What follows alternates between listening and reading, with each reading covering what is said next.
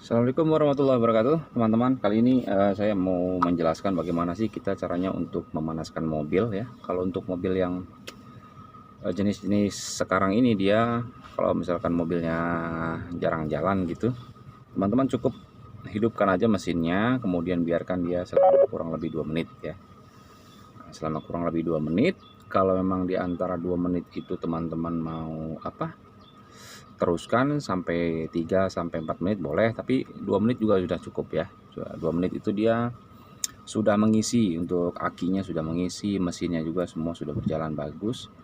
Nah, kemudian juga nanti kalau ada pertanyaan bagaimana misalkan ketika kita memanaskan mobil itu dari knalpot ada keluar air ya. Biasanya kan ada keluar air ya, keluar air di pagi hari. Nah, itu justru malah bagus, teman-teman.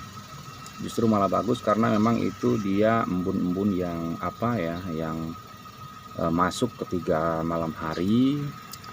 Kemudian ketika kita panaskan mobilnya di pagi hari itu dia keluar lewat knalpot. Nah, jadi lebih bagus dia pengapian dari mesin, kemudian mengeluarkan air itu malah lebih akan bagus gitu, teman-teman.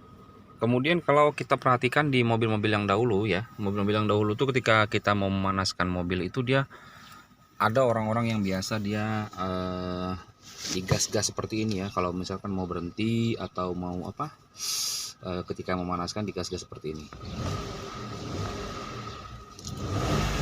Itu sebetulnya nggak perlu, teman-teman ya. Itu nggak perlu kalau untuk mobil-mobil yang sekarang, apalagi sekarang mobil-mobilnya sudah mobil kekinian, injeksinya sudah bagus, kemudian juga pengapiannya bagus. Jadi untuk berhenti kemudian untuk memanaskan itu nggak perlu digas-gas seperti cara yang tadi. Jadi cukup dipanaskan, didiamkan 2 menit ya.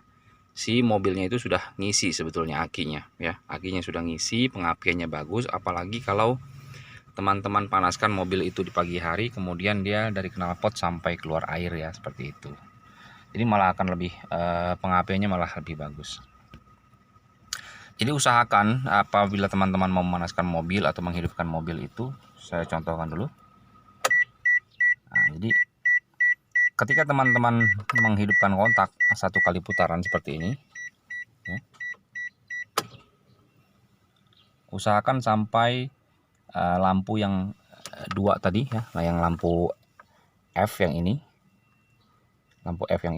itu dia sama lampu yang sebelahnya itu dia mati dulu. Nah ya, saya hidupkan lagi ya, matikan lagi maksudnya.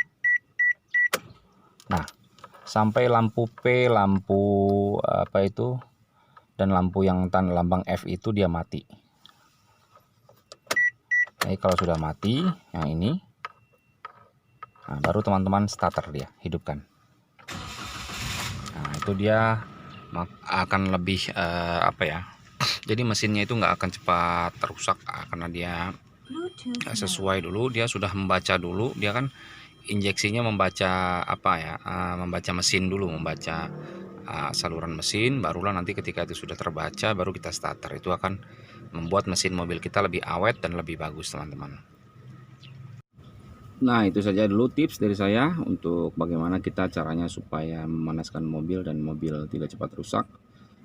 Yang pertama adalah teman-teman putar dulu kontaknya 1 kali sampai dia lampu indikator yang parkir, lampu yang menandakan F, kemudian lampu injeksinya itu mati dulu, baru teman-teman nyalakan starternya sampai mesin mobil hidup. Nah, kemudian baru nanti diamkan mesinnya, nggak perlu digas-gas, nggak perlu digeber-geber ya. Ya cukup didiamkan mesinnya selama kurang lebih 2 menit, nanti si akinya itu sudah mengisi otomatis ya. Jadi nggak perlu digas-gas seperti itu, seperti mobil yang dahulu. Nah, kemudian juga bagaimana untuk ukuran ban. Nah, ini juga perlu, teman-teman, apalagi teman-teman yang biasa bepergian jauh ya. Ukuran ban itu untuk yang depan itu biasanya, kalau untuk ukuran mobil saya, mobil Sigra, itu yang depan dia 32 dan untuk yang belakang 36. Jadi untuk menjaga kestabilan dari tiap larinya itu ya, jadi supaya mobil kita nggak terlalu kencang, maksudnya tekanan anginnya itu, kemudian juga sama si depan ini dia akan mengimbangi ya. Jadi untuk belakang lebih agak tinggi 36 karena memang biasanya kan ada muatan ya, ada penumpang, misalkan ada orang misalkan 6 sampai 7 orang.